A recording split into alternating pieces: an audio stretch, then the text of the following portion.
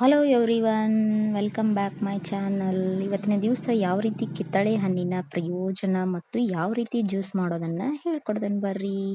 ಈ ವಿಡಿಯೋ ನೋಡೋದಕ್ಕಿಂತ ಮುಂಚೆ ನೀವೇನಾದರೂ ನಮ್ಮ ಚಾನಲ್ನ ಸಬ್ಸ್ಕ್ರೈಬ್ ಮಾಡಿಲ್ಲ ಅಂದರೆ ಈಗ ಕೆಳಗಿರೋ ಬೆಲ್ ಐಕಾನ್ ಒಂದ್ಸರಿ ಇವತ್ತು ಬಿಡಿ. ನಾ ಹಾಕುವ ಎಲ್ಲ ರೆಸಿಪಿ ನೋಟಿಫಿಕೇಶನ್ ನಿಮಗೆ ಬಂದು ಮೊದಲಿಗೆ ತಲುಪುತ್ತೆ. ನೋಡ್ರಿ, ಒಂದು ಜಾರ್ ತೊಗೊರಿ. ನಾ 2 ಕಿತ್ತಳೆ ಹಣ್ಣು ತೊಗೊಂಡು ಮೇಲಿನ ಸೆಪ್ಪೆಯನ್ನು ತೆಗೆದು ಜಾರ್ ಒಳಗೆ ಹಾಕಿಬಿಡ್ರಿ. ಹಾಕಿದ ತಕ್ಷಣ ಒಂದು 5 ಸ್ಪೂನ್ ಏನು ಮಾಡಿರಿ, ಸಕ್ಕರೆ ಹಾಕೋರಿ. 5 ಸ್ಪೂನ್ ಹಾಕೋರಿ. ಬೇಕಾದ್ರೆ ನೀವು ಕಡಿಮೆ ಹಾಕೋತಂದ್ರು ಇನ್ನೂ 2 ಸ್ಪೂನ್ ಲೆಸ್ ಮಾಡ್ಬೋದು. ಅದ್ರ ತಕ್ಕಂತೆ ಸ್ವಲ್ಪ ಉಪ್ಪನ್ನು ನೀವು 1 ಸ್ಪೂನ ಹಾಕ್ತಾಯಿರಿ. ಹಾಕಿ ಗ್ಯಾಂಡ್ರಿಗೆ ಹಾಕಿ ಮಿಕ್ಸ್ ಮಾಡಿ ಅದನ್ನು ಸ್ವಲ್ಪ ಸಮವನ್ನು ವಾಟ್ರನ್ನು ಹಾಕಿಡಿ 2 ಗ್ಲಾಸ್. ಆ ನಂತರ 1 ಗ್ಲಾಸ್ ತೊಗೊಂಡು ಅದನ್ನು ಹಾಕಿಬಿಡಿ. ನೋಡಿರಿ, ಈ ಥರ ನಾವು ಈಗ ರೆಡಿ ಆಗೈತಿ. ಪರ್ಫೆಕ್ಟಾಗಿ ಏನಾಗೈತಿ, ಕಿತ್ತಳೆ ಹಣ್ಣಿನ ಜ್ಯೂಸು, ಆರೆಂಜ್ ಜ್ಯೂಸು ಈಗ ರೆಡಿ ಆಗೈತ್ರಿ. ತುಂಬ ಟೇಸ್ಟಿಕರವಾಗಿ ಆರೋಗ್ಯಕರವಾದ ಒಂದು ಹೆಲ್ದಿ ರೆಸಿಪಿ ಆಗಿರುತ್ತೆ. ಇದರಿಂದ ನಾವು ಏನೇನು ಕಂಡ್ಕೋತೀವಿ ಅಂತಂದ್ರೆ, ರೋಗ ನಿರೋಧಕ ಶಕ್ತಿ ಹೆಚ್ಚಳವನ್ನು ನಾವು ಇದರಿಂದ ನೋಡ್ಕೋತೀವಿ. ಯಾಕಂದ್ರೆ ಇದರೊಳಗೆ ಇರುವುದು ಸಿ ವಿಟಮಿನ್ ಇರುವುದರಿಂದ ಇದು ದೇಹದೊಳಗೆ ಹೋಗಿ ಏನು ಮಾಡ್ತೈತ್ರಿ, ಅಲ್ಲಿ ನಮ್ಮ ರೋಗ ನಿರೋಧಕ ಶಕ್ತಿಯನ್ನು ಹೆಚ್ಚಿಗೆ ಮಾಡ್ತದೆ.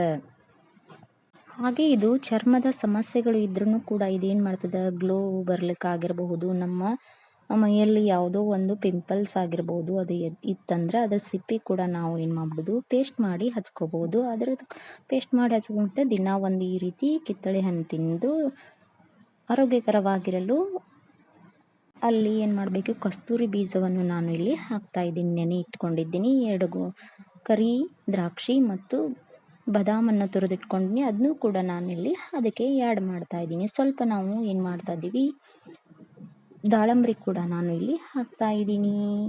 ಹಾಕಿ ಏನು ಮಾಡಿ ಚೆನ್ನಾಗಿ ಮಿಕ್ಸ್ ಮಾಡಿ ಅದನ್ನೇನು ಮಾಡಿರಿ, ಪುದೀನದೊಂದಿಗೆ ಸೇವನೆ ಮಾಡಿರಿ. ಇಲ್ಲ ಅಥವಾ ಬೇಡಪ್ಪ ಅಂದರೆ ನೀವು ಹಾಗೇನು ಕೂಡ ಸೇವನೆ ಮಾಡ್ಬೋದು.